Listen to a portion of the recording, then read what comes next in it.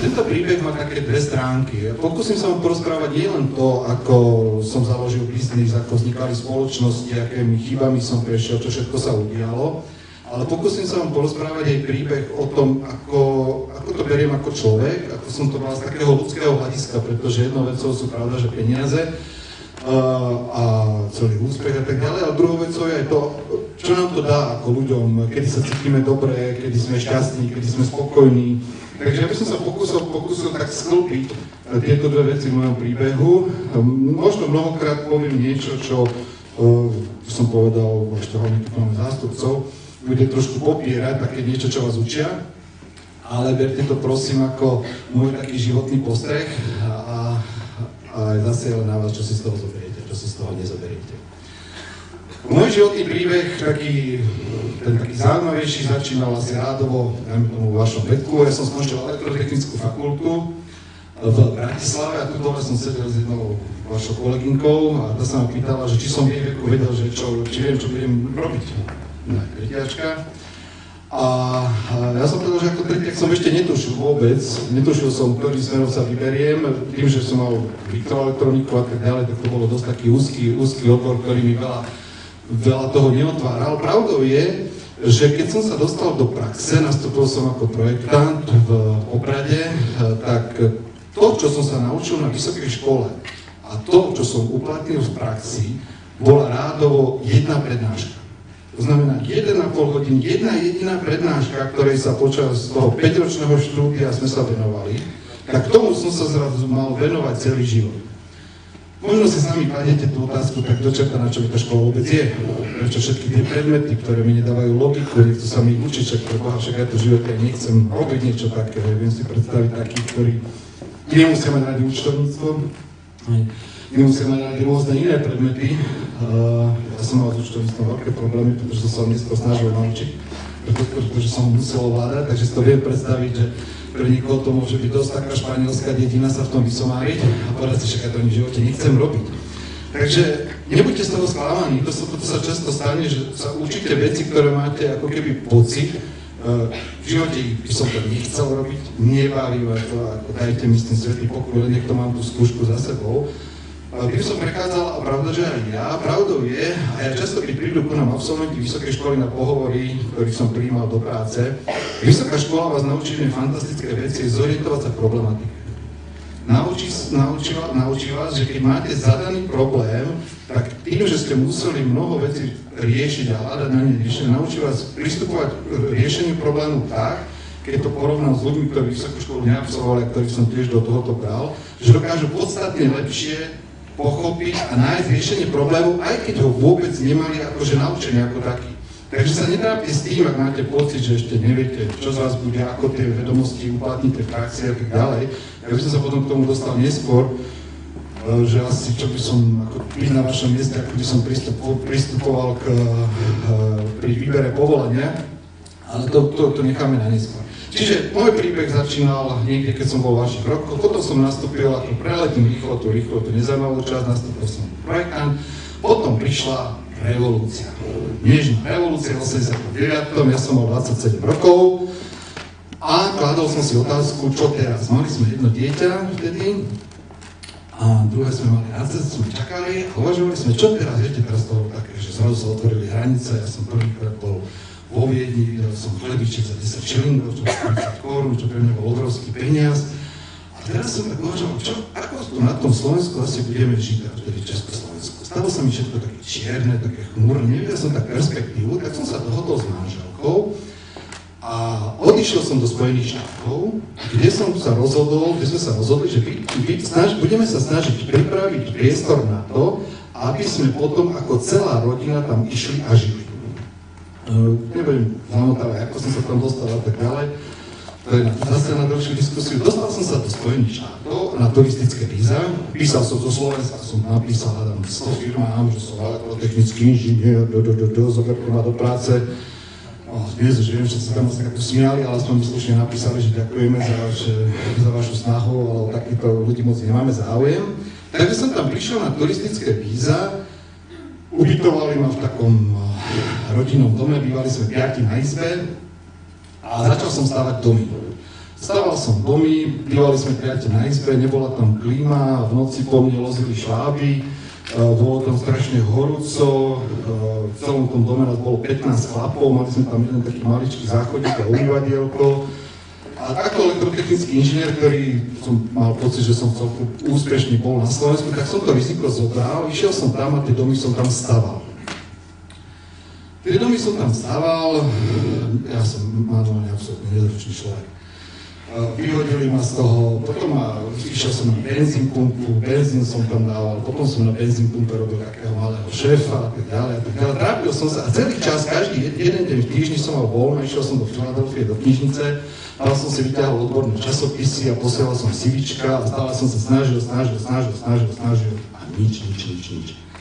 Medzičasom mi doma rástli deti, v nedelu som zavolal domov, som ich vôbec nevidel, dcera sa medzičasom narodila, vôbec som ju nevidel, nedelu som zavolal, som si trochu poplakal, hlavne keď boli Vianoce a tak. A bol som tam a makal som. Keď sa mi tak nedarilo, bol som tam, celkovo som tam bol rok a pol. Po určitom čase som prišiel na to, že asi či to má vôbec zmysel. Jednak som cítil, že sa tam neviem chytiť ako ten inžinier a ja som mal pocit, chcel som niečo v živote dokázať, mal som pocit, že skončil som vysokú školu, niečo som sa naučil a chcel som byť takým akože prínosom, chcel som tvoriť niečo pôvodne, nie tam dávať benzín pumpe a predávať sendviče a tak ďalej. Tak som začal intenzívne uvažovať o tom, ako sa vrátiť naspäť domov a v tom čase sa vyskytla jedna taká možnosť, že jedna spoločnosť chcela si otvoriť na Slovensku a v Čechách takú svoju pobočku a tá sa dozvedela, že ja som tam, tak ma povedali, ty pôjdeš do Československa a otvoríš tam pre nás našu pobočku. Budeš zarábať $1000 mesačne, čo vtedy bol dolár asi 40 korún, alebo tak, neviem, 40 000, ja som odchádzal ako inžinier s platom 2100 korún. Čiže som zrazu, wow, teraz reprezentant americkej firmy, wow, že je to krásne skutovo a už som chcel ísť domov, idem ja len domov a takže všetko znelo fantasticky. Málo to taký kvázi háčik pre mňa, ale na prvý pohľad to znelo ako výhoda, povedali, vieš čo, ty keď chceš ísť do toho Československa, my chceme, aby si bol ku nám lojálny a chceli by sme, aby si bol taký, stan sa našim akcionárom, my ti predáme nejaké percento v našej firme a stan sa našim akcionárom a pôjdeš na Slovenska aj ako náš akcionár. Tak chlapec naivný, v dobrej viere, skoro všetky peniaze, čo som tam za rok a pol založil, som tam do tých akcií dal. Prišiel som domov v 91. roku, prvýkrát som videl svoju dceru, mala rok a 3 mesiace, zvýtal som sa so synom, mal vtedy 4 či 5 rokov a bol som doma. Za 3 týždňov, keď som prišiel domov, mi oznámili, že spoločnosť bankrotovala.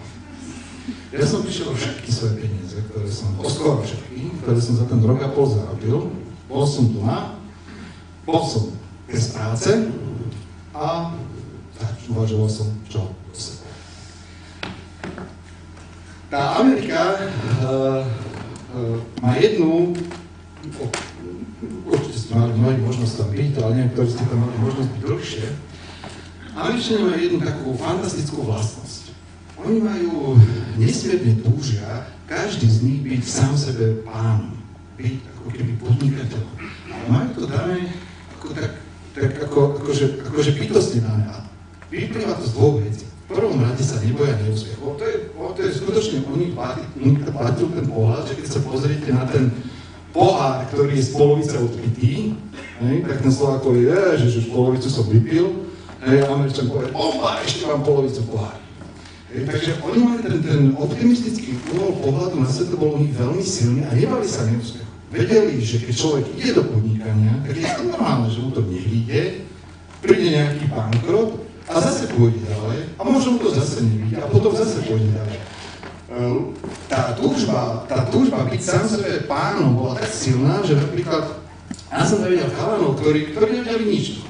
On vedel zabíjať klinca, bol trochu manuálne zručný a chodil od domu k domu a ponúkal, že či nepotrebuje niekto niečo opraviť. Tá túžba bola, je pravda, že tam tých spoločností z bankov je strašne veľa, ale oni sú na to pripravení, sú naučení a neboja sa toho. proste majú chuť a byť sám sebe pánom. Takže ja keď som prišiel domov v tom 91. tak som uvažoval, čo teraz. V prvom rade ma zavolali, že či nechcem ísť naspäť do tej práce, teraz som odišiel, už by som na miesto 2000, ktorý zarábal asi 5000 korún. Takže bol to že kvázi nárast, ale presne tá vlastnosť, tá chuť toho ísť podnikať, si povedal, nie, ja vyskúšam sa postaviť na vlastné nohy. Nevedel som presne, čo budem robiť, ako to bude fungovať.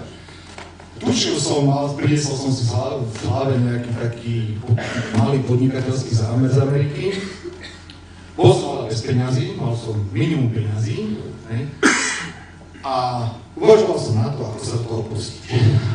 To podnikanie, to je zase, v mojom príbehu sa často v živote zopakuje a toto je možno jedna z vecí, ktoré vám môžem trošku doporučiť. Viete, keď v živote niečo veľmi chcete, keď to chcete, keď potom túžite, keď o tom rozmýšľate, keď to tak máte v srdci, tak niekedy raz z času na čas okolo vás prepláva taký obláčik.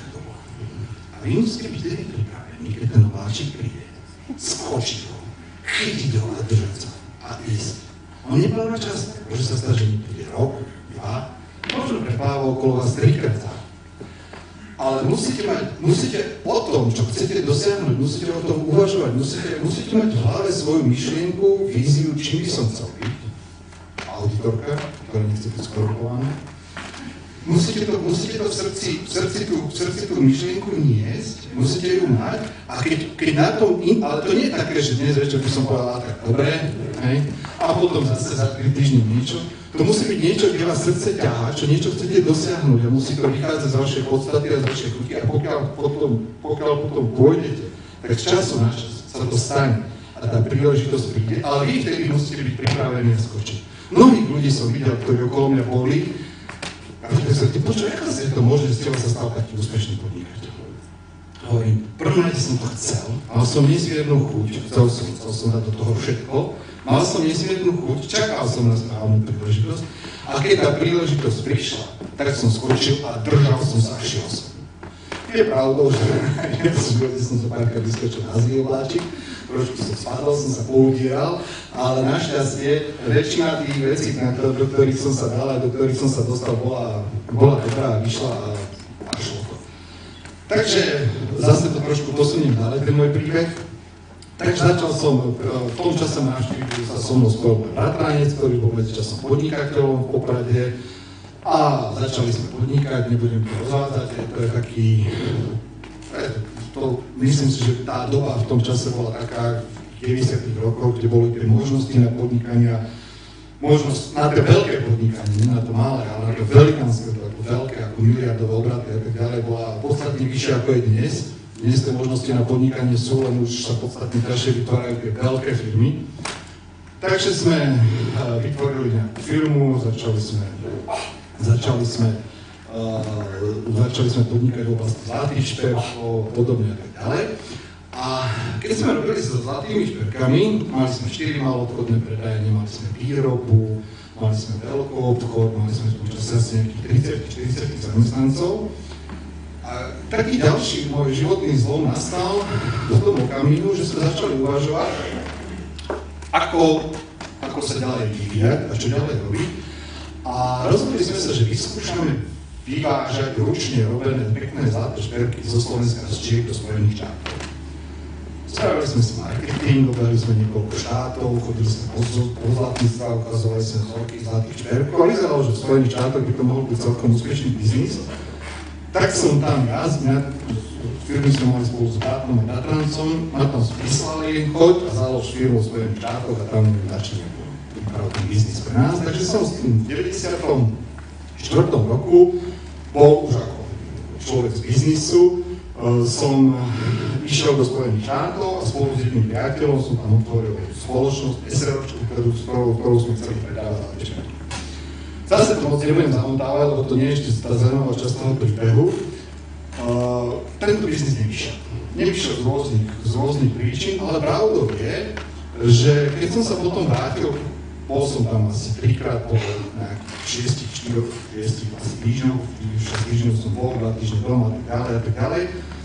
Ten biznis nevyšiel z rôznych dôvodov, ale ja som sa vrátil naspäť v 95. roku a medzičasom všetky činnosti, ktoré som ja ako osoba robil, medzičasom začali robiť môj brat a bratranec.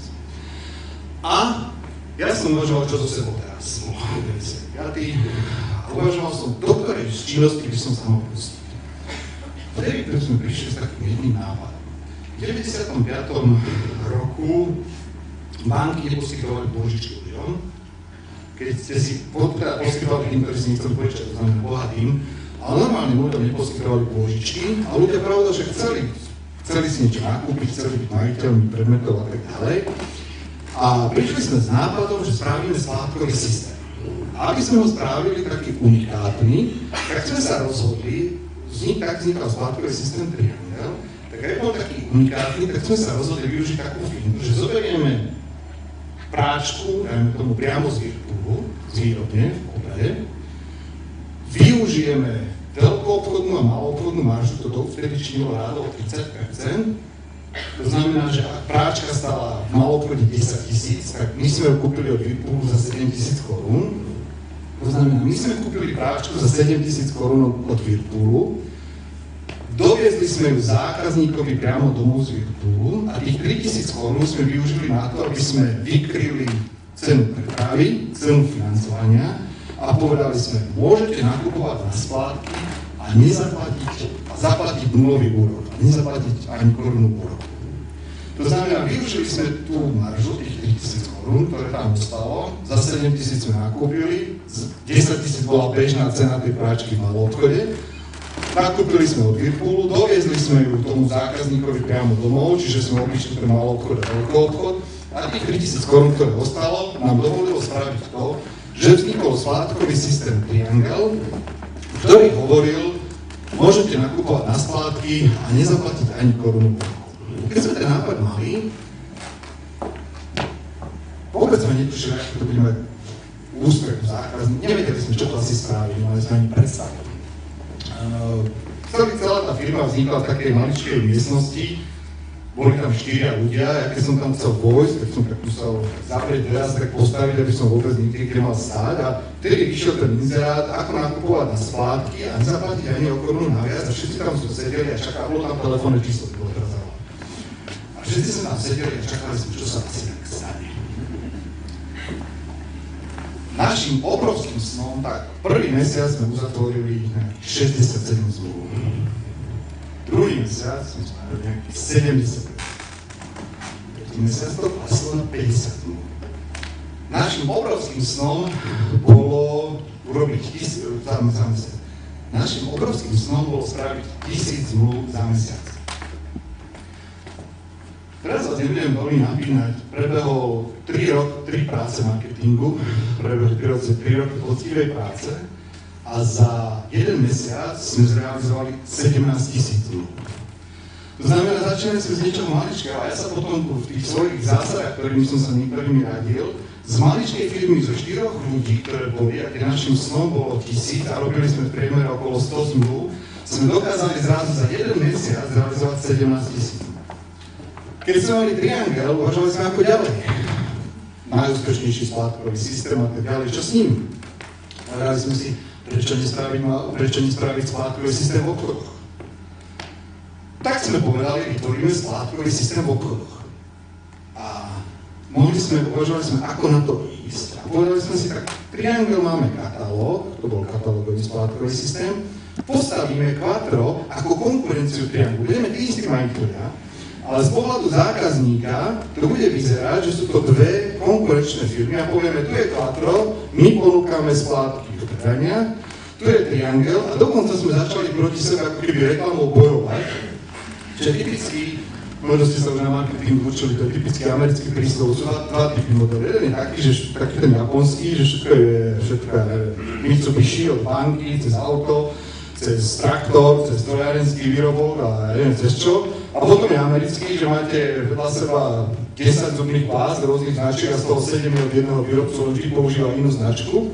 Čo je typický taký nástroj k tomu, aby ste sa dobre vyčlenili voči konkurencii a sami sebe si spraviť konkurenciu. Takže sme spravili Quattro, o chvíľku sa Quattro stalo najúspešnejším splatným systémom na predajniach. Potom sme rozbehli pôžičky, rozbehli sme kreditné karty, rozbehli sme hypotéky, rozbehli sme auta a na záver z tej maličkej firmy, ktorá v Poprade vznikla a mala tých 4 ľudí, vznikla spoločnosť, ja teraz to skúšam fungovať, živenie, doprava, čo videl, teraz neviem, či si to spôsobili vy, či ja. Takže toto sú výsledky, ktoré sme takto dosiahli. Čiže z tej maličkej firmy, ktorá sedela v tej kancelárii, sa z toho stal takýto gigant, ktorý zamestnáva vyše 400 zamestnancov a dosiahol takéto číslo. No a teraz vlastne nastala to bol taký môj úvod, a teraz ja by som rád vám povedal niečo, toto bol príbeh. A teraz by som chcel niečo povedať z vecí, ktorými som sa riadil a ktoré mi pomohli k tomu, aby takýto úspešný príbeh mohol vzniknúť. Takže zase vyskúšam. Ešte zamestnancov máme, no ako som šikovný. Prvá. Pozerajte sa 5 rokov dopredu. Čo to znamená v praxi? Keď raz nastúpite do firiem, alebo budete podnikatelia, tak často sa ocitnete, sa dostanete do firmy alebo do spoločnosti, alebo budete riadiť podnik, keď budete mať pocit, že toto je dobre, to ide, to je super. Nám sa darí, máme nárast medziročný 10, 15, 20%. Vymysleli sme super plán, konkurencia zďaleka nám nesiahne počlenky. Buď budete takú firmu riadiť, alebo tam budete súčasťovým manažmentu, možno budete na marketingu, možno budete na ekonomike, neviem kde, možno budete riadiť ľudské zdroje, neviem čo, budete súčasťou toho vedenia, budete chodiť na to predstavenstvo a tam sa človek postaví a povie, dali sme nárast, prekročili sme plány, všetko super, len sa toho držme. Toto je najlepšia cesta do pekla. Neviem, koľko študujete marketing, je také základné pravidlo inovuj, alebo neprežiješ. Keď sme mali Triangel, sme boli absolútne, ja neviem, 80% splátkového trhu.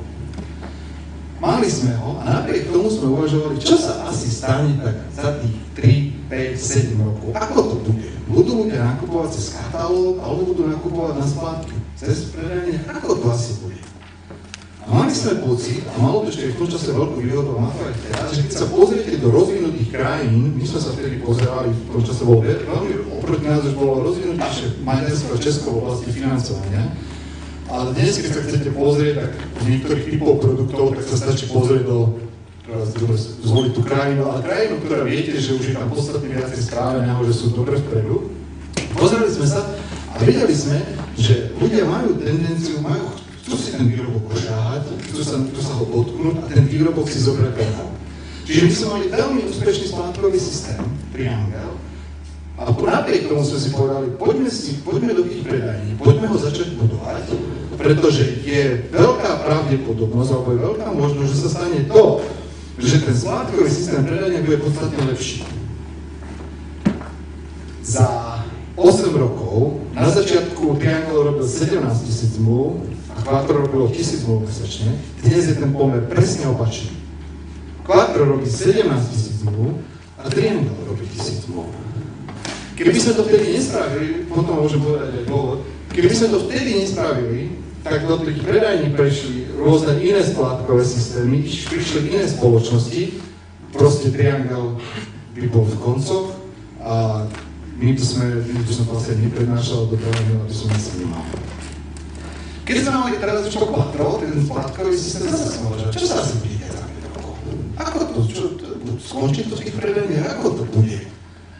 Zase sme uvažovali tak, dobre, to Quattro, to prídete do predajne, musíte tam vypísať nejaké papiere, podpísať nejakú zmluvu, väčšinou sa to ešte overuje, nejakých 10-15 minút a potom musíte po prípade ešte zokladovať príjem a potom odchádzate s výrobkom domov.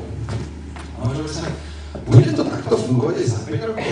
Nebude to tak fungovať, že zoberiem kartu, dám len kartu, úver bude na karte a tak ďalej. A povedali sme si v tom čase, spravíme revolvingové kreditné karty. Revolvingová kreditná karta je taká karta, že naši klienti dostali domov kartu, Mastercard, na ktorej už bolo povedané, máš tam 30 000 korún požičku.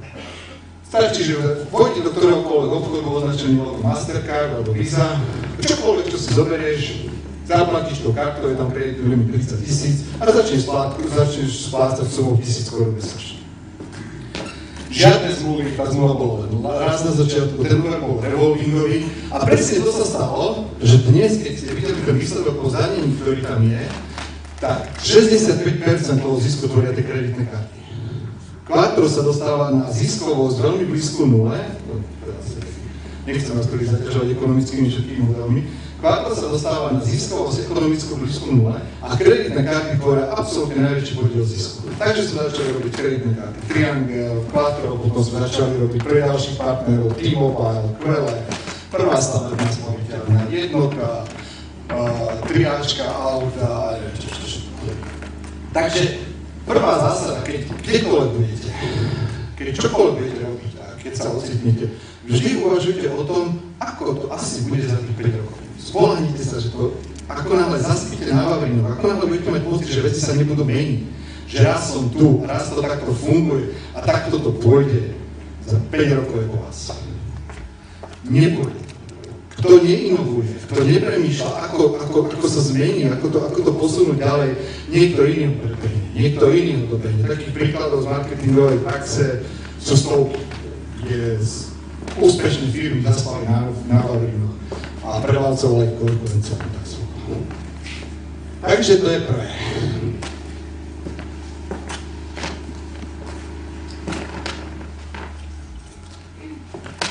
Druhá manažerská.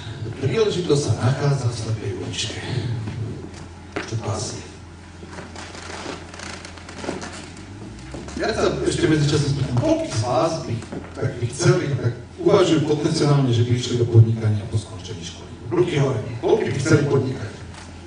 Veľký Mercedes, súkromné lietadlo, 30-50 zamestnancov, 100. Už nikto nechce mať teraz. Koľký sa cítite, že budete robiť v spoločnosti na takej ekonóm, marketingový, koľký sa cítite v tých štruktúrach takých, že nemám chuť ísť moc do toho podnikania, ale radšej by som bol v takom, že nezoberiem na seba to riziko zoberie niekto iný a ja budem ten výkonný človek tej firmy. Ruky hore. Kto by chcel, kto sa vidí v takejto pozícii? No, to mám nejak veľa nezmyslených. A zvyšok? A zvyšok? Kde sa vidíte? Nevidíte? Napríklad, vy ste mi s tým úplne zdieľali. Nie, za vami ona sa tak stále na mňa nechce pozrieť, ona neukazuje prstom. Čím by ste chceli byť? Dobre, otázka neviem, lebo na to ešte rozhodnutie je. Na toto je čas. Ale v každom prípade, keď ale toto platí nielen v pracovnom živote, toto tiež platí aj v súkromnom živote.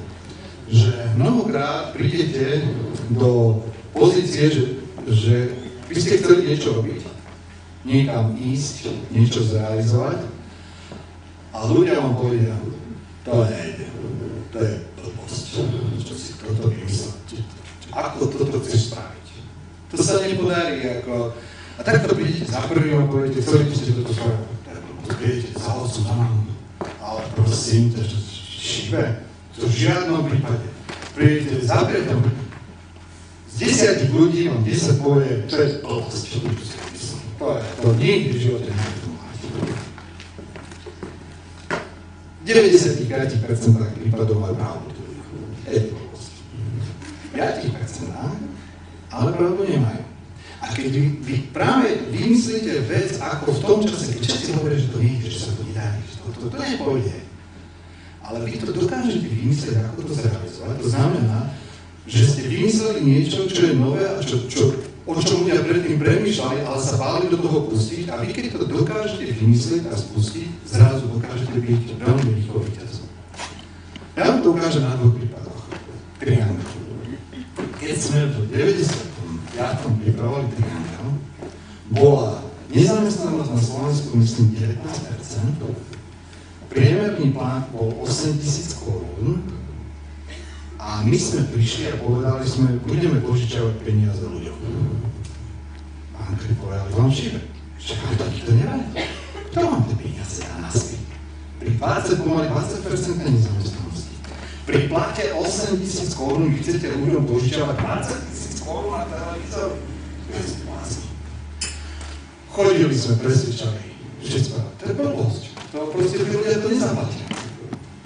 Viete, koľko sme mali percent neplatičov v prvých 5 rokoch? Koľko percent ľudí nezaplatilo? Vyskúšajte. Smelo, povedzte číslo. 30%. Koľko? 30. 30? 30? Bolo to 3,5%. Si všetkých ľudí, to všetko, čo nám hovorili, nechoďte do toho, je to blbosť, neriskujte, nespravte to. Presne 3,5%. A preto, keďže sme boli ochotní ten risk na seba zobrať, a našli sme to, jasne, že sme museli zisťovať, či ľudia nie sú podvodníci a tak ďalej, jasne, že sme museli, akože časť ľudí sme nemohli do systému zobrať. Ale napriek tomu, a preto sme boli prví, a my sme otvorili tú kategóriu, a možno sa pamätáte na spoločnosť z tohto mesta Drukos, ktorý potom založil Drukos Comfort, a to bola presná kópia nášho skládkového systému Triangel. Oni dávali do reklamy 10-násobok ročne, ako sme my dávali, a my sme mali 10-násobne väčší obrad, ako mali oni. Tak sme dokonca dostali špeciálnu cenu EFI za efektívne reklamy. Viete, prečo to bolo? To sme boli prví. Lebo sme sa nebali do toho ísť.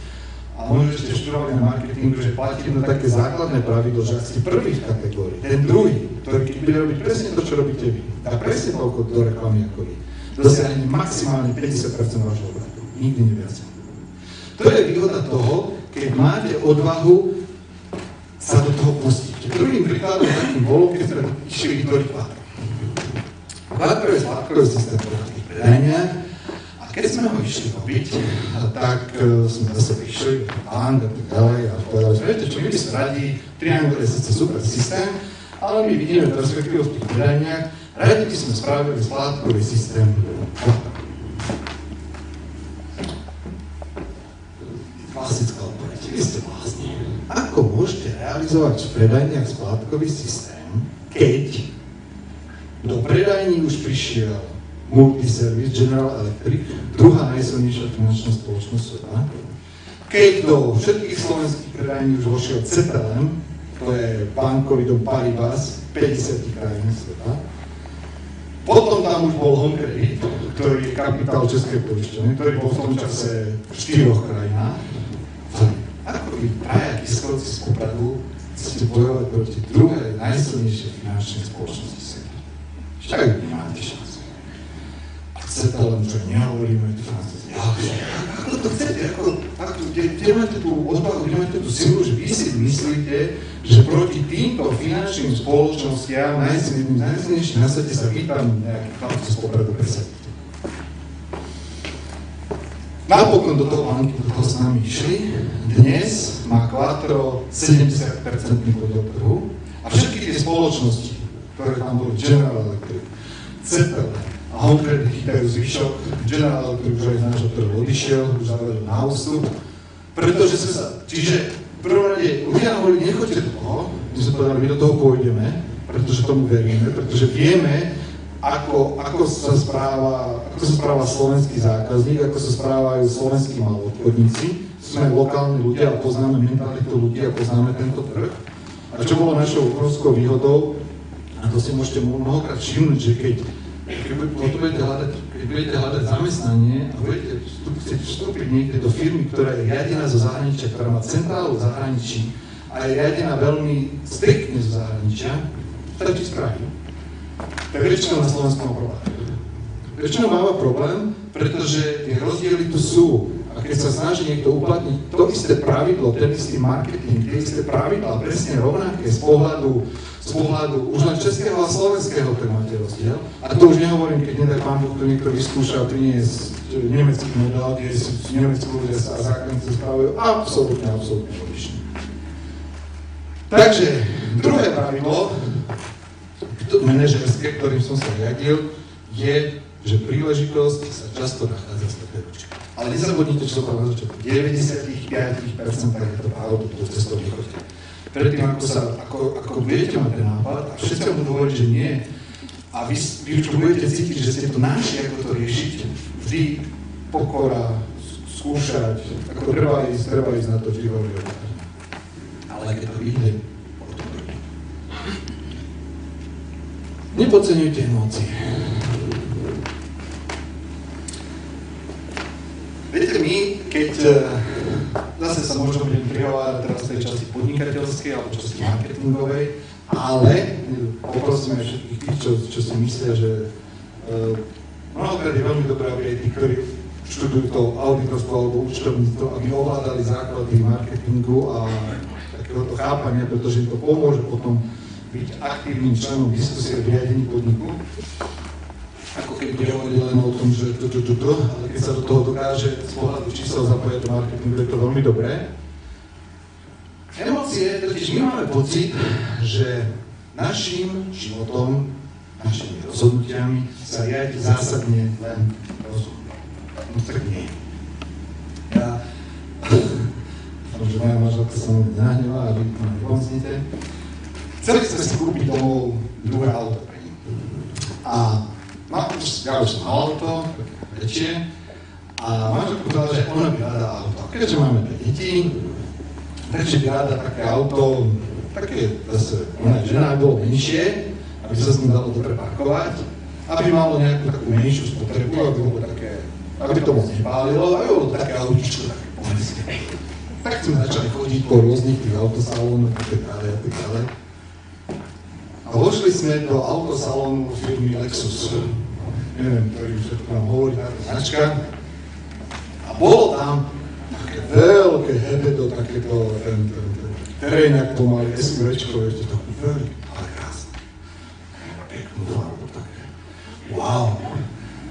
A teraz zrazu pozerám tú moju manželku, ktorú to chodí, ktorú otvorené oči. Ona hovorí, ty počúvaj, toto? Počkaj, ja som nejak strácam, ale som chceli malé auto, aby si mohla akože chodiť dobre, že sa parkuješ a chcela si nízku spotrebu a toto je veľká kráva, ktorá pomaly do garáže nedáme. Hovorí to akože čo? No vieš, ja sa o bezpečnosť našich detí. Vieš, vzadu to má parkovaciu kameru, ja si nebudem mať problém. Proste jej sa tá auto páči. Všetky tie rozumné argumenty, ktoré si mnohokrát vyskladáte v hlave, ktoré si takto vedete staviate, ako racionálne sa zachováte v okamihu, keď vo vás zahrajú emócie, to všetko padne. Pravda, že tú krávu do auta máme v garáži. Takže to je taký príklad takých tých emócií. No ja teraz išiel som tu, zastavil som sa na benzínke, mám rád čokoládu, ale no tu sa nemusím. Ale čokoládu mám rád. A teraz predávajú čokoládu pre športovcov. Jak sa mi tam videl, športovci, akože šport niečo. Hádam pre športovcov. Tak, zmaštil. A zase len rozhodujú, viete, všetky tie racionálne argumenty vám hovoria o tom, nemal by si, alebo mal by si, alebo toto by si mal spraviť. Ale zrazu pôjdu do hry emócie a emócie vo veľmi mnohých prípadoch prevalcujú to, čo vám rozum hovorí. Z hľadiska marketingu to môžete dobre vidieť napríklad na minerálkach. Akú minerálku najčastejšie pijete? Dobre, konečne niekto šetrí, ale... Prosím? Rajec, dobre. Takže rajec. Ja pijam rajec alebo Bonako, ako je to. Rajec zelený teda, viete. Teraz si... Zoberte si, ako to funguje. Keď vojdete, väčšina z nás má nejakú tú minerálku, ktorú kúpuje. Ak by som vedel vás postavil 5 pohárikov minerálov a nevedel by ste, ktorá kde sa nachádza, jaká značka, na 95% neuhádnete, kde je to vaša. Neuhádnete, pokiaľ nepijete niektorú z tých výrazných vôní, alebo chutí, ako fatra, alebo niečo. Vy nedokážete určiť, keby ste nevideli, keď tam nebude nalepená tá značka, vy nedokážete rozlíšiť rozdiel v tých chutiach tých minerálov.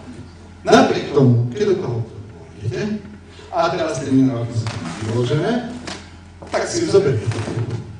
A to je práve vplyv reklamy a emócií toho, ktoré máte, logika veci, jasné, že tam už aký len asi bude rozdiel v tom. Ten rozdiel, ako som povedal, ste to nezistili v tom rozdiel, a napriek tomu si zvolili. Ak by sme sa my napríklad dnes tu, by sme sa povedali, viete čo, spravíme takú študentskú banku. Budeme ponúkať hypotéky a dáme takú, každý dáme tu nejaký predchod vklade a dáme taký veľký billboard v Banskej Bystrici. My sme spravili študentskú banku a ponúkame garantovanie hypotéku o 1% nižšie ako akákoľvek banka v Banskej Bystrici. No, čo by sa stalo? Mali by ste na to, ako ste dobrý produkt, logika hovorí, bože, že to je hypotéka, je to o 1% menej ako v každej inej banke, ja si tie peniaze požičam, ešte mi dajú to nie, že ich tam mám položiť, že budem mať riziko, že to peniaze prídem. Úspešnosť toho je skoro nulová, je mizivá. A to je preto, že ste nevybudovali, a to je, neviem, koľko tu študujete marketingu, takže to je to umenie toho marketingu a to je to umenie budovania emócií a vzťahu v značke, bez ktorého sa mnohokrát nepomýli. A mnohokrát aj, na to je zaujímavé, že aj v súkromnom živote, keď nebudete rozumieť niekedy, prečo ten človek tak reaguje, prečo vy mu niečo vysvetľujete, dávate také logické argumenty a napriek tomu ten človek sa zachová celkom inak, je to mnohokrát vyplýva z toho, že v ňom sú v dôsledku rôznych situácií z minulosti niekde zažité emócie a má k tomu nejaký emočný vzťah. Takže to by boli, musím si striehnuť čas, lebo zase ja rád kecam.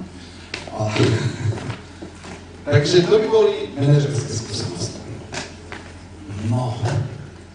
A teraz prejdeme od riadenia, účtovania, auditovania, marketingu, takému trošku ľudskému rázu. Peniaze nenaplňuje zmysel života. Si ty hladné neverí, či hladný si tomu neverí, si ty hladnému. Možno mi neuveríte, lebo je ťažko, ale napriek tomu, toto je možno najdôležitejšia časť mojej, ja som to dneska uvažoval, že čo vám budem rozprávať, to je asi najdôležitejšia časť mojej prednášky, a keď to všetko zabudnite, toto si vyskúšajte niekde, čo teraz budem rozprávať, ako trošku zachovať v hlavách. Ono to znie ako fráza, peniaze nenaplňujú zmysel. Viete, áno, to som to asi. Ja sa chcem spýtať na jednu vec, lebo to, čo sme riešili ako teraz pred chvíľočkou, pravili ste o tom, že brand building je ako určitým spôsobom ako dôležitý, relatívne budovanie nejaký brand alebo nejaké skúsenosti s danou značkou. Takže neúspej. Napriek tomu, proste ste vyšakovali CTLM, Unicredit a General Electric ako úplne novú značku Quattro. A toto si potrebujem dať nejaké odpoveď.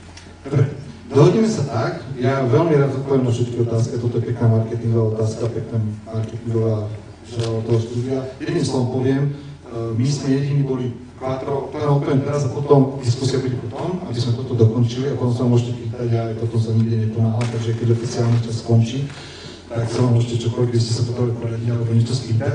Ale toto už odpoviem hneď teraz, keďže ste sa pýtali, že som to neodložil. Celý princíp spočíval v tom, že v tom čase, keď my sme nastúpili na trh, nikto nedával do reklamy jedine Quattro. Quattro spravilo zo sladkového systému brand. Kdežto oni sa snažili bojovať v predajni, chce tam do dneska skoro nevidíte žiadnu reklamu. A Quattro, keď vnímate reklamu, Quattro dávalo ročne do reklamy 100 miliónov korún a druhý v poradí ho dával nejakých 60, čiže nejakých 20 celé nulu. Takže my sme práve išli tou cestou, že sme sa snažili vybudovať brandu. Takže sme brandovali a dostali sme Quattro a to je možno dostať. Ale to môžeme potom rozobrať na dlhšie. Ja by som rád najskôr dokončíme prednášku a potom môžete sa pýtať absolútne všetko. Takže poďme ešte na to. Peniaze nenaplňujú zmysel života. Čo to v praxi znamená? Viete, keď som to na nejakom peknom príklade povedal. Dobre, jeden príklad. Organizovali sme takú súťaž pre našich obchodných zástupcov a víťazi mali ísť do Rio de Janeira na tú nádhernú obrovskú pláž Copacabana a tam mali týždeň stráviť víťazi toho. Zhodou okolností, keďže sme to organizovali my, tak sme tam išli časť managementu aj my. A bolo zaujímavé vidieť, išlo tam nejakých 6 obchodných zástupcov, sme boli aj z našej firmy a bolo to, prišli tam ľudia, prišli tam jeden manželský pár, lebo tí mohli niekto si zobrať toho pár, ktorí v živote neboli pri mori, v živote tam neboli v zahraničí a ocitli sa na jednej nádhernej, obrovskej pláži, v krásnom prostredí, krásnom more. Viete, poviete si, wow. Keď sa zobliekali do plaviek, tak tá manželka sa dlhšie nevedela, manžela plávka, alebo neviem, v čom to počúva, a ty už máš riadne veľké brucho. A on to zase na ňu, aby tak ako to tak neostalo, tak? A ty si sa videla, ako vyzeráš, pozri sa na seba. Pohneval sa. 2 dní sa nerozprávali, to som to. Pojďte si, Copacabana. Krásne všetko. A napriek tomu ľudia dokážu, ako absolútne tá hodnota toho môže byť nulová, pokiaľ nie ste vo vnútri spokojným a šťastným človekom. Verím, že v tom čase desiatky tisíc ľudí bolo šťastnejších doma, alebo aj v slovenskom raji, alebo neviem kde, ako títo ľudia, ktorí sa dostali niekde a kde to prostredie a to, čo dostávate zvonku, vôbec vás nemusí robiť šťastným. Byť úspešným a byť šťastným sú absolútne rozdielne veci. Byť úspešným a byť šťastným absolútne rozdielne veci. Môžem to povedať ešte iným slovom, byť úspešným a naplniť zmysel sú rozdielne veci. Najdôležitejšie veci v živote nie sú veci, ešte ťažké. Viete, ja sa môžem pokladať za relatívne finančne zabezpečeného človeka. Mám Mercedes najvyššie triedy, mám súkromné lietadlo, mám dom, chatu, chodíme na dovolenku, xkrát do roka, kde v úvodzovkách sa chce zatúžiť. Takže sa môžem pokladať za finančne zabezpečeného človeka a stretávam sa s mnohými ľuďmi, Slovákmi, ktorí majú minimálne o 2 nuly majetok vyšší ako ja. Verte mi, že mnohí z nich absolútne nie sú šťastní.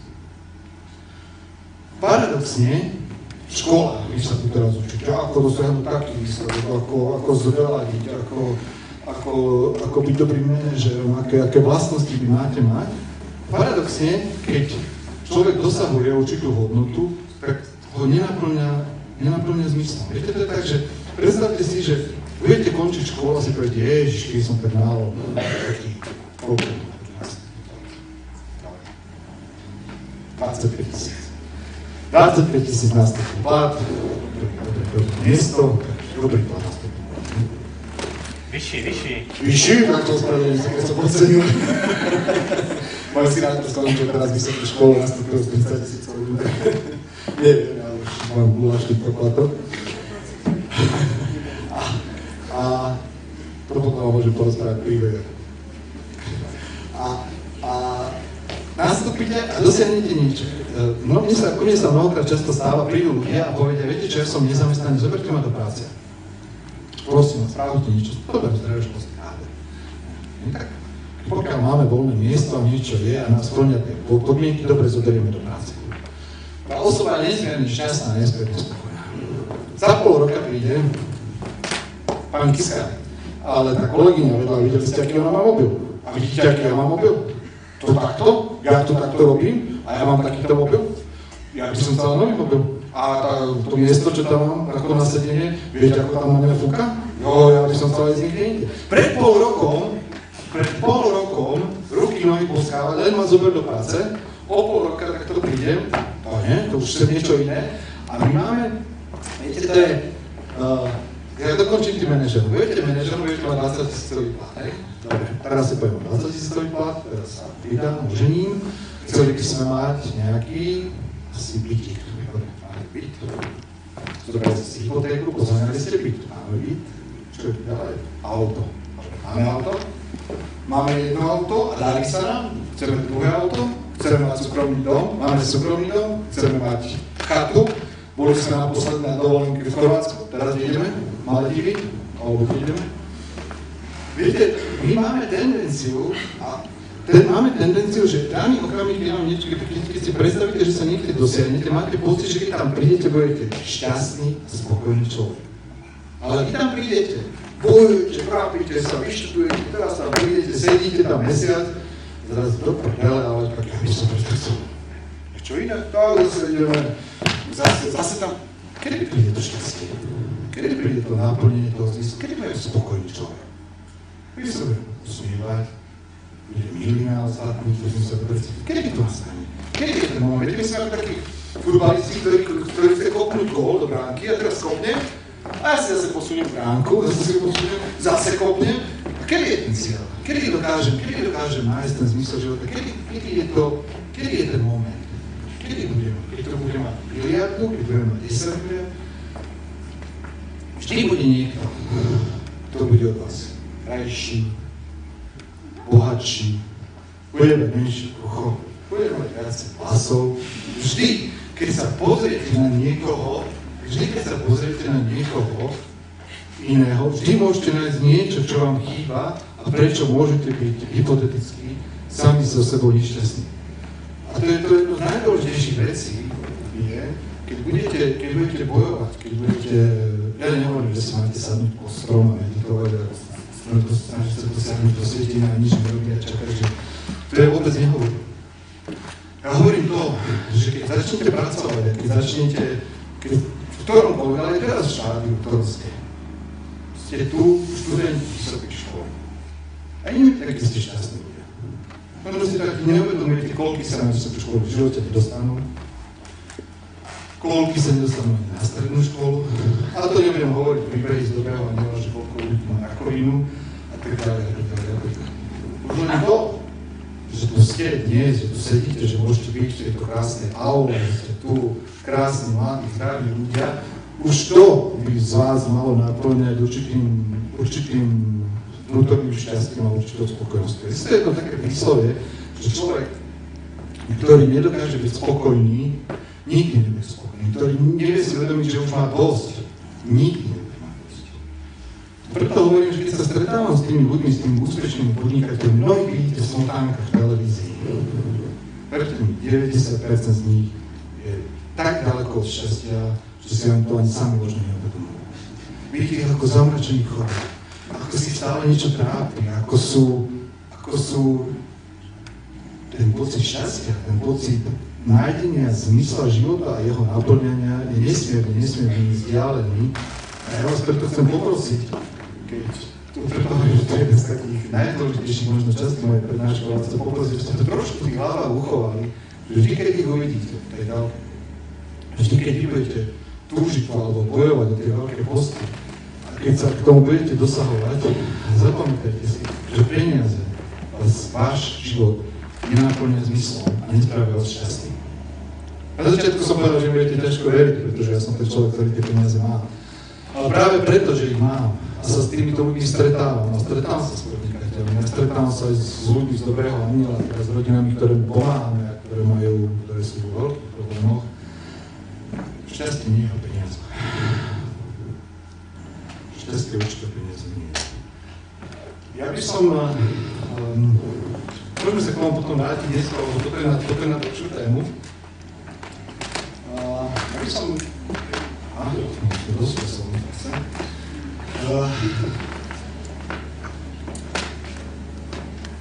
Táto téma má trochu náväznosť na to, čo som hovoril. Ako byť teda šťastný? Čo mám spraviť? Ako na to ísť? Jednou z vecí, ktoré vám môžem poradiť, ktoré človeka... Viete, všetci máme na niečo predpoklady, na niečo talent.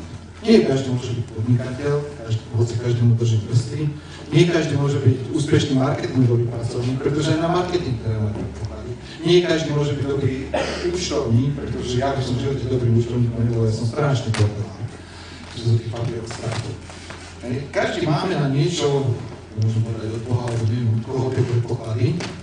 Snažíme sa ich nejak uplatniť a našim cieľom by malo prísť na to, čo to v nás je, čo asi na čo máme tie predpoklady, a potom sa ich snažiť uplatniť v praxi. A uplatniť v praxi znamená, a to platí práve pri tvorbe napríklad aj biznisov, ale to by malo platiť aj okamihu, keď sa budete rozhodovať, do ktorej spoločnosti pôjdete pracovať. Čo to bude? Aký typ biznisu by to malo byť? Čo by to mohlo pomáhať čo by ma mohlo naplniť, čo by mohlo nájsť môj zmysel života. Pre mňa najvyššou formou, a od toho sa ale odvinuli rôzne úspešné biznisové modely, bola pointa vyskúšať nájsť niečo, čo bude pomáhať ľuďom, čo bude slúžiť ľuďom. Keď sme robili triangel, keď sme vytvárali triangel, tedy tí ľudia chceli mať výrobky. Oni mali potrebu, oni mali tendenciu to mať, ale nevedeli, nikto im tú požičku nedal, nikto to nevedel vymyslieť. To znamená, že keď sme vytvorili triangel, tak v prvom rade som sa pozeral na to, bude ten človek spokojný, bude to naplním jeho potrebu, naplním jeho túžbu, som pre neho tým takým, by som nazval, v úvodzovkách služobníkom, ktorý mu niečo prinesie. A keď sme to zrealizovali a ľudia nám zrazu nasplatili bez rokov, fantastické niečo, tak ľudia nám zrazu začali ďakovať, že čo sme vymysleli a tak ďalej. Takže nemôžeme všetci odísť tak ako ja z aktívneho života a robiť len charitu, pretože musíte zarábať, musíte niečo otvoriť, vaše rodiny budú musieť z niečoho ďalej a tak ďalej živiť. Ale čo budete môcť spraviť určite v svojom živote, budete si môcť zvoliť, nebude nezamestnanosť 20%, ale si určite budete môcť vybrať určitý typ práce, určitý typ, hlavne typ spoločnosti, za ktoré pôjdete pracovať. A veľmi sa dobre pozerajte na to, aká tá spoločnosť má hodnoty, ako sú tam postavené hodnoty. Ja som mal možnosť zistiť firemnú kultúru jednej banky a tam to fungovalo skutočne takým princípom, že kvázi šéf prišiel k podriadenému. Viete, keď si zoberiem pištol do ruky a dám tú kolegyni takto pištol v hlave a poviem jej, buď to spravíš, alebo ešte jasne, že to spraví. Ak si vás zavolá šéf a povie, okamžite to spravíš, alebo vyletíš 50% platu dole, bang. To sú systémy riadenia niektorých spoločností, ktoré u nás sú. To je jeden systém. Druhý systém je taký, že sa postavíte a poviete, viete čo, keď to spolu dokážeme, keď toto vymyslíme, toľkým a toľkým ľuďom budeme môcť poskytnúť službu, to a to sa stane a takto to pôjde. Vy budete mať nedlho v rukách to rozhodovanie, kde tam tú prihlášku a keď vás zoberú, či tam pôjdem alebo nie. Pokúste sa nasať z tých firiem, porozprávať sa s ľuďmi, aká je tam atmosféra. Chodí takto šéf. Keby som takto zamračený chodil 3 dní po firme našej, takže by som stále chodil, celá firma sa bude máštiť. Vážne sa bude máštiť, pretože tá energia príde z hora, tak nikto nebude vedieť, čo spravil zle, prečo sa mračím. Každý sa začne báť, že čo, ako som, že predsa len tú prácu mám ešte aj hypotéku, ktorú som mu splácať a tak ďalej, nechcem tú prácu prísť. A preto je veľmi dôležité, keď budete rozhodovať sa, do ktorej firmy budete, ako to tam bude a či majú správne postavené hodnoty. A teraz už posledný bod. Ako empatia a pokora nepatrí len do charity. Viete, mne sa páčilo Einstein. Einstein skladol takú otázku. Skladol si v živote otázku, čo je pre neho dôležitejšie? Je pre neho dôležitejšie dosahovať super výsledky vo vede, alebo je pre neho dôležitejšie bol ten šťastný a spokojný človek? A paradoxne, odpoveď na to mal, že jediné, čo to rieši, je pokora. Pokora v tom, že človek si uvedomí, že čokoľvek človek robí, je tak malilinké a je tak v tom veľkom svete, v tom veľkom vesmíre, v tom všetkom, ako sa hýbeme, je tak miniatúrne, že všetko to, tie výsledky, ktoré ja som dosiahol, do niečo sú veľmi malé, sú skoro nicotné z pohľadu rokov a veľkosti. A na druhej strane, keď tú pokoru do svojich činov dám a do všetkého toho vložím, tak viem, že dokážem nájsť svoj vnútorný pokoj a svoje vnútorné, nájsť ten zmysel toho svojho života. Asi viete, že keď naše firmy pred 6 rokmi dosiahli nejaký obrat, ja som uvažoval, čo so svojím životom. Kládol som si túto otázku a v tom čase prišla ponuka od niekoľkých spoločností, že naše spoločnosti odkúpia. A ja som uvažoval, tak dobre, predám spoločnosti, prečo by som vám predával, hovoril som a kládol som si tú otázku, prečo som tu, prečo som tu na tom svete, čo by som mal ďalej robiť, teraz mám 47 rokov, takže tu mal som 42 rokov, čo by som mal asi robiť, ako by som mal ďalej pokračovať. A ja som sa rozhodol, že svoje podiely predám, že že svoje podiely vo firmách predám. Presvedčil som na to aj mojich spoločníkov, takže pred 5 rokmi tieto naše spoločnosti odkúpila VUP banka, ktorá je teraz toho majiteľom. Ja som svoje spoločnosti predal a rozhodol som sa, že mal som veľký pocit, že od života som strašne veľa dostal. Som relatívne zdravý, mám krásne deti, milujúcu manželku, mám relatívne dosť peňazí, mám strašne veľa som mal pocit, že som od života dostal. A ja mám pocit, že keď som od života dostal, že som to tomu životu mal aj vrácať. Že nevznikne taká nerovnováha. Že ak niečo dostávam, je logické, a mi tak srdce hovorilo, že som to tomu životu mal vrátiť. Preto som sa rozhodol, že tie svoje podiely predám, preto som sa rozhodol, že vybudujem túto neziskovú organizáciu Dobrý aniel a že časť svojich peňazí a aj svojho manažerských skúseností budem práve venovať charite a vybudovali sme neziskovú organizáciu. Dobrý aniel je spoločnosť, je nezisková organizácia, ktorá pomáha rodinám s deťmi, kde niekto v rodine, buď otec, mama, alebo niektoré z detí majú rakovinu, alebo dieťa má nejakú inú ťažkú chorobu, napríklad cystickú fibrózu, mozgovú obrnu, niečo, a tá rodina sa dostáva do finančnej núdze kvôli tej chorobe. Ako náhle sa to stane, tak prichádza Dobrý aniel, my pýtame darcov, donorov, aby prispievali do tejto spoločnosti sumou napríklad 1 euro pravidelne každý mesiac. My garantujeme, že z toho nezoberieme ani cent, to 1 euro sa dostane ku tej rodine, ktorá je v týchto problémoch. Vy, pokiaľ sa prihlásite za Dobrého aniela, tak tam dostanete anielské osobné číslo na našej internetovej stránke. Presne vidíte, kedy to euro prišlo, kedy to euro odišlo a vidíte presne, ktoré rodine vaše peniaze išli. Tam meno, adresu, životný príbeh, pokiaľ máme aj fotku.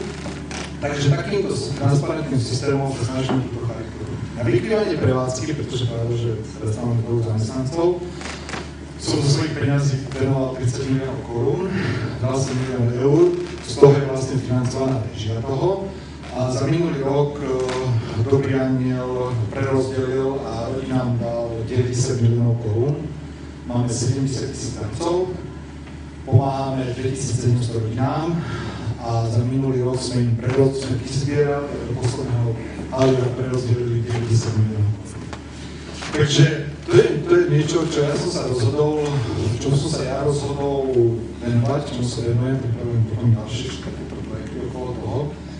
A môžem vám povedať, že keď som to začal robiť, tak tie poučky, ktoré tam sú, alebo tie skúsenosti, ktoré tam sú, ma práve ešte viacej naplnili tými otázkami o zmyslu života a o toho viacej a úprimnejšie vám môžem povedať, že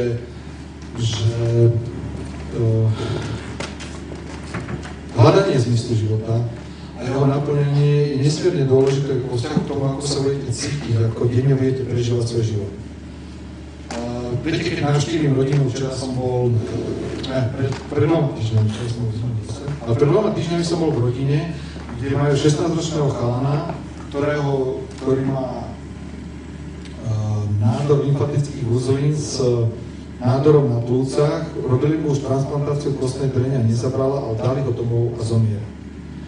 V tej rodine, je to v Lendaku, to je dedina blízko, nejakých 20 km od Petra. V tej dedine sú ďalšie 3 dievčatá, ten chalan má 16, dievčatá majú 7, 11 a 14.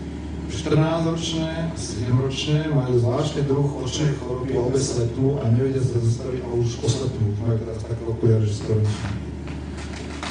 Čiže sedel som v tej rodine, bol tam ten chalan, boli tam tie dievčatá, mamička, otec bez roboty. Mamička vlastne v kuse sa stále stará o toho syna. A keď tam sedíte a rozprávate sa s tými ľuďmi o tom, či prechádzajú, oni vedia, že či už robia. A ešte si pred sebou povedať 4 roky života. Tak zrazu pochopíte, že tie problémy, o ktorých si my myslíme, že máme problémy, že to, čo si my pokladáme, čo dnes, keď ste tu ráno išli do školy, alebo niečo, ste tak v hlave vám, Bože, čo ten môj chalan, Ježiš, aké toto, alebo nemám chalana, alebo čo z toho robotou, alebo čo zo skúšku, alebo neviem čo. Tieto problémy nie sú problémy. Verte mi, že keď niekedy sa vám ľudia pýtali, ako je to možné, že či sa toho nebojím tých príbehov, ako sa s tými rodinami stretávať, alebo že či nemám, ako to beriem.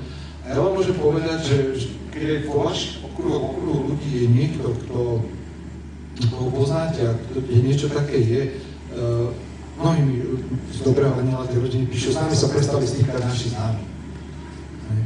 Boja sa s nami vočia na ulici. A to sa ako, viete, ako keby ste sa zrazu nevedeli tej rodine, lebo viete, že im zomiera dieťa, alebo im zomrelo dieťa, alebo majú vôbec len rakovinu, že našťastie 70% detí zachránené. Tak ja vám hovorím, nebojte sa s nimi rozprávať. Rozprávajte sa s nimi. Pochopíte, jednak vám to zase trochu otvorí, že o čom ten život je, že čo si my myslíme, čo sú problémy a čo si myslíme, čo sú problémy a čo skutočné problémy sú. A taká tá filozofia, ako si nenechať, ako to, čo s tým utrpením ja sa snažím robiť, a vždy, keď sa s nimi stretnem a potom odídem, to boli, to zaboli. Ale potom, keď odídem a odchádzam z tej rodiny, zase odchádzam s tou myšlenkou, čo ešte môžem spraviť, ako môžem pomôcť, čo ešte môžem vymyslieť, aby tá rodina, ten systém, tie deti, čo ešte sa dá, na čo mám kapacitu, čo je zmyslom môjho života, čo by som mal robiť a čo mi naplní zmysel toho života. Takže myslím, že už pomaly musíme končiť. Ja vám ešte raz chcem poďakovať za vašu pozornosť. Chcem vám povedať, že ste mladí, krásni ľudia, máte pred sebou toho strašne veľa. Ja dúfam, že z tej mojej prednášky ostalo v vašich srdciach aspoň trošičku. A to trošičku, keď ostalo, je tam aspoň trošku miesta, chcem povedať, nebuďte až tak úspešní ľudia. Nemusíte byť najlepší manažeri, nemusíte byť najväčší riaditeľia, najlepší podnikatelia, ale snažte sa byť dobrí ľudia. A to je podľa mňa hodnota vyššia od všetkých hodnot, aké okolo nás. Ďakujem za všetko.